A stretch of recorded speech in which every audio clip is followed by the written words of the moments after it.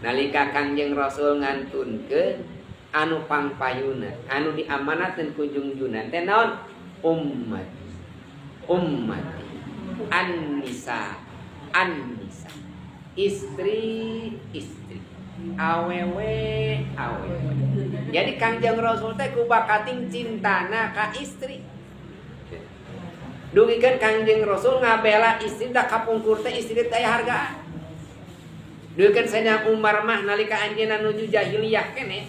Sayyidina Umar mah ngaruang kerepes murang kalihna istri. Kubakating hinana gaduh putra istri.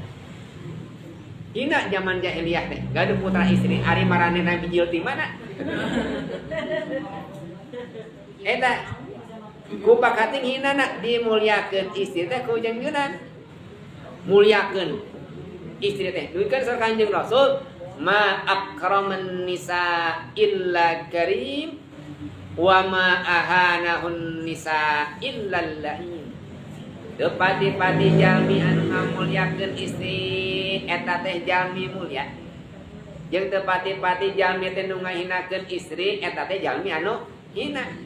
Jadi mulyana hiji jalmi jeung hinana hiji jalmi teh di mana eta jalmi bisa ngamulyakeun istri jeung di mana eta jalmina teh nyata jalmi ngahinakeun istri.